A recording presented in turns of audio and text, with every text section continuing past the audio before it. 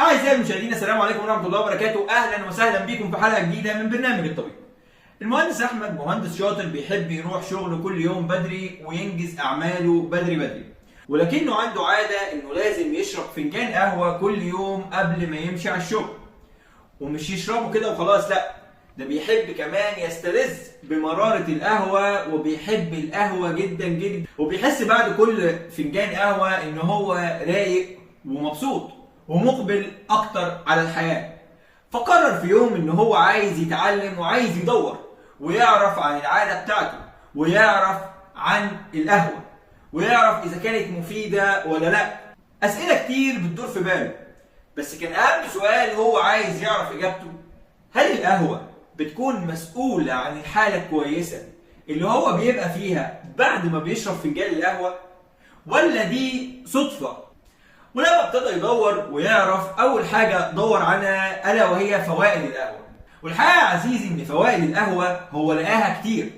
القهوة من المشروبات اللي بتساعد على التركيز وبتحافظ على صحة جسمك بوجه عام لو تم استخدامها بشكل معتدل. بتقلل من خطورة الإصابة بأمراض القلب، بتقلل من خطورة الإصابة بالسكر، بتحافظ على جسمك وبتقلل من فرص حدوث الالتهاب. ولو انت اوريدي عندك التهابات في جسمك، فالقهوة بتقلل الالتهابات وبتحاربها. ومش بس كده يا عزيزي، لا، القهوة كمان بتقلل من فرص الإصابة بمرض السرطان وبتحافظ على جسمك منه. يا طبيب، دي على كده القهوة مهمة جدا. يا عزيزي، القهوة مهمة جدا جدا جدا. مشروب ممتاز بيحسن من حساسية الأنسولين وبيقلل من مقاومة الخلايا بتاعت جسمك للأنسولين. عشان كده معروف عنها إن هي كويسة جدا جدا في إن هي تقلل من فرص أو خطورة الإصابة بمرض السكر. فبعد ما المهندس أحمد عرف الكلام ده اتبسط جدا، إنه عرف إن مفيش أي حاجة تمنعه عن إنه يبطل المشروب المفضل بالنسبة له، طالما إن هو بيستخدمه بالصورة المعتدلة، واللي هي يا عزيزي إن هو بيشرب من فنجانين ل4 فناجيل في اليوم. دي صورة معتدلة جدا. ولكن بعد كده ابتدى يكمل ويدور عشان عايز يشبع رغبته المعرفية ويعرف عن القهوة أكتر وأكتر. وابتدى يدور عن السؤال اللي بيطرحه كتير مننا: هل القهوة بتعمل إدمان؟ والحقيقة يا عزيزي، أنا قبل ما أجاوبك على السؤال ده فأنا هاخدك في رحلة عشان نعرف مع بعض إزاي أصلا القهوة بتشتغل، وإزاي بتفوقك، وهل هي بتحسن مودك؟ طب لو هي بتحسن مودك، إزاي بتعمل ده؟ الحقيقة يا عزيزي إن أنت لما بتشرب فنجان القهوة، المادة الفعالة اللي جوه القهوة اللي هي الكافيين هي اللي بتكون مسؤولة عن كل حاجة القهوة بتعملها. ولما جسمك بيمتص الكافيين، فالكافيين بيخش جوه جسمك ويروح يرتبط بمستقبلات اسمها مستقبلات الأدينوزين. مستقبلات الأدينوزين دي يا عزيزي مستقبلات جسمك عاملها مش عشان القهوة ومش عشان الكافيين، لا خالص. المستقبلات دي جسمك عاملها عشان مادة الأدينوزين نفسه. ومادة الأدينوزين دي مادة بتكون موجودة في جسمك وبتكون في أقل مستوياتها وانت لسه صاحي من النوم. ومع الشغل ومع مرور ساعات اليوم، مادة الأدينوزين بتفضل تتراكم وتتراكم وتتراكم لحد ما بتوصل لأعلى مستوى ليها عند وقت النوم. ولما بتوصل لمستوى كبير، انت بتبدأ تحس ان انت نعسان وعايز تنام. فلما بتشرب قهوة أو بتاخد أي مشروب من المشروبات اللي بتحتوي على الكافيين، فالكافيين بيروح يرتبط بمستقبلات الأدينوزين دي ويمنع شغلها، وبالتالي الأدينوزين موجود ولكنه مش عارف يشتغل، وبالتالي مش عارف يحسسك إن أنت نعسان. فبتفضل مكمل وبتفضل فايق ومصحصح.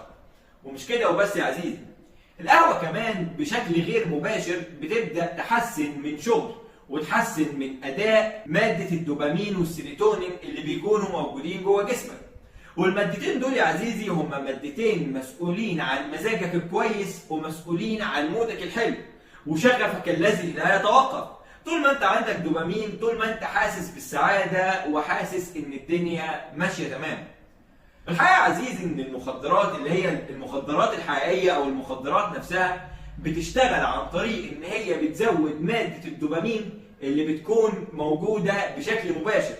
وده اللي بيخليك تبقى عايز تاخد مخدرات بشكل مستمر عشان تحافظ على مستويات الدوبامين بصورة عالية.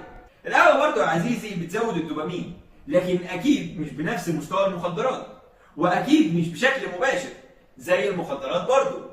فعشان كده هي لا تمثل خطورة الادمان زيها زي المخدرات.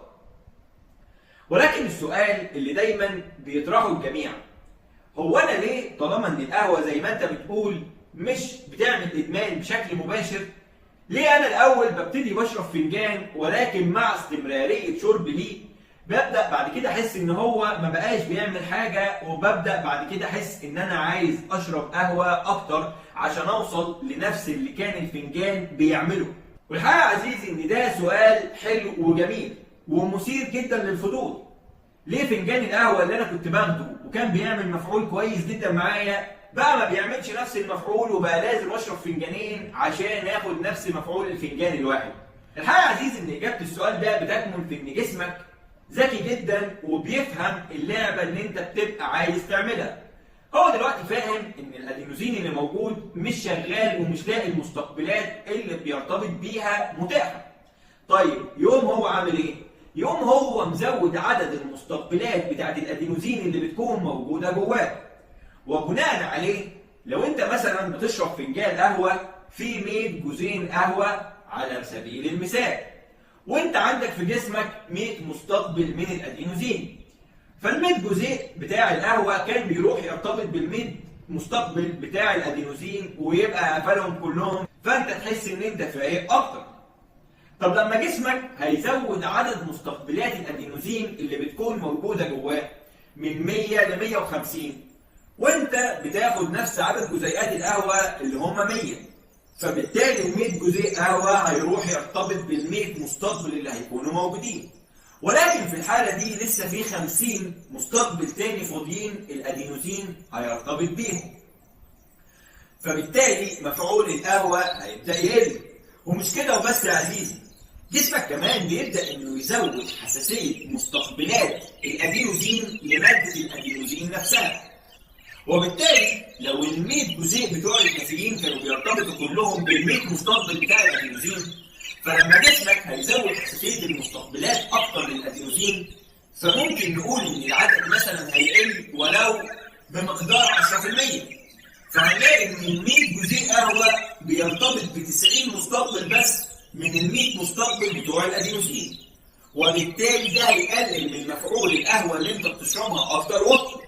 وعشان تعوض الفرق وتوصل لنفس اللي انت كنت بتوصل له من الفنجان الواحد، هتلاقي نفسك بقيت مضطر ان انت تشرب فنجانين مثلا فيهم 200 جزيء من القهوه عشان هيروحوا يرتبطوا بال150 مستقبل اللي موجودين، ونخش في الدوامه ونخش في الموضوع ويبدا الموضوع يتكرر ويتكرر. عشان كده يا عزيزي انت لما بتشرب قهوه بتفضل تحس ان انت عايز تزود الكميه على المدى. طب هو انا ممكن اتحكم في العمليه دي؟ يعني انا ممكن افضل اشرب فنجان او فنجانين في اليوم وما ازودش الموضوع ده او ما احتاجش ازود الكميه على المدى البعيد؟ يا عزيزي ممكن. ده انت ممكن تعمله لما كل يوم تكسر العاده. يعني انت مثلا متعود ان انت بتشرب قهوه في وقت معين ومرتبط في الوقت ده بوجود فنجان القهوه في ايدك. انت بتكسر العاده مثلا بنص ساعه او ساعه اكتر، او نص ساعه او ساعه اكتر، فهيبدا جسمك يحس ان في حاجه مش مظبوطه، وهيبدا ما يتكسرش الخدع اللي انت بتعملها وما يتاقلمش عليها بنفس الصوره اللي انت متخيلها. هيتاقلم برضه، ولكن صوره التاقلم بتاعته هتكون فالحقيقه يا سيدي ان الموضوع ما بيقفش على كده. وزاره الصحه العالميه وزاره المقارن عشان ترد فيه على السؤال هل القهوه بتعمل ايمان؟ وكانت الاجابه على السؤال ده اجابه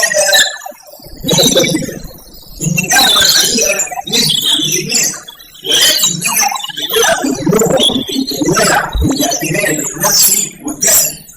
يعني انت حاسس ان انت عايز تشرب قهوه عشان الدنيا تمشي تمام، وحاسس ان انت لو شربت قهوه الدنيا هتكون تمام، وخصوصا دايما القهوه بتكون مرتبطه زي ما قلنا بشكل غير زياده مستوى الدوبامين ومستوى السيروتونين في جسمك.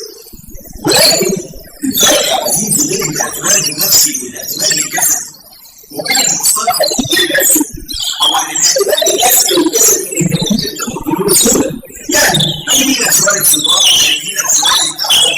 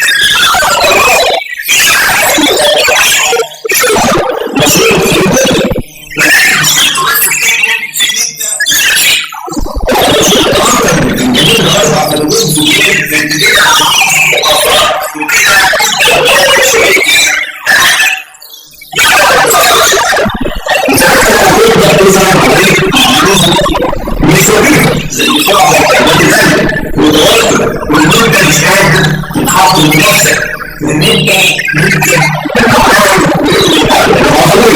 فخليك دايما مجتهد